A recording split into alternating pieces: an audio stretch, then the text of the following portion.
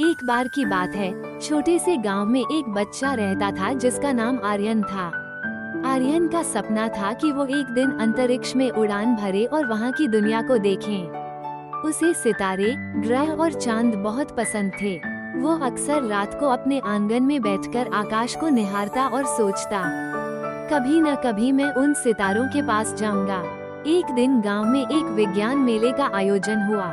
वहाँ कई प्रकार की रोचक चीजें और ताजगी भरी खोजें दिखाई जा रही थी। आर्यन ने सुना कि वहाँ एक बड़े अंतरिक्ष यात्री ने अपने यात्रा के अनुभव सुनाने के लिए आकर एक भाषण देने वाला था।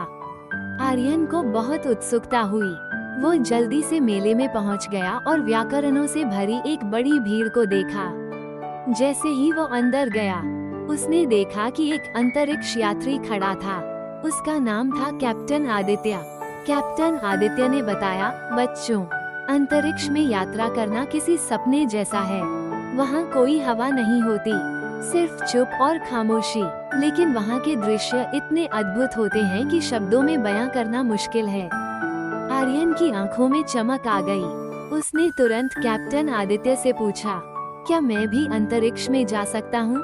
कैप्टन आदित्य मुस्कुराए और बोले, क्यों नहीं? अगर तुम कड़ी मेहनत करो, अच्छे से पढ़ाई करो और अपने सपनों को पूरा करने के लिए पूरी तरह से तैयार रहो, तो तुम भी अंतरिक्ष यात्री बन सकते हो। आर्यन ने ठान लिया कि वो एक दिन अंतरिक्ष में जाएगा। उसने अपनी पढ़ाई को और भी गंभीरता से लिया। वो रोज नई चीजें सीखता और अंतरिक्ष के बारे में पढ़ता।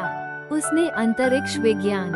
आर्यन ने अपनी कड़ी मेहनत से एक अंतरिक्ष यात्री बनने का सपना साकार किया। उसे भारतीय अंतरिक्ष एजेंसी से एक महत्वपूर्ण मिशन पर जाने का निमंत्रण मिला। वो बहुत खुश हुआ और अपनी यात्रा पर निकल पड़ा। आर्यन को अंतरिक्ष में पहली बार रॉकेट से उड़ान भरते हुए बहुत रोमांच महसूस हुआ।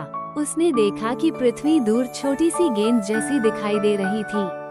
चांद की सतह पर चलते हुए वो बहुत ही खुश था। वहाँ का दृश्य बहुत ही अद्भुत था। सूरज और ग्रहों के चारों ओर घूमते हुए वो समझ पाया कि पृथ्वी कितनी खूबसूरत और अनमोल है।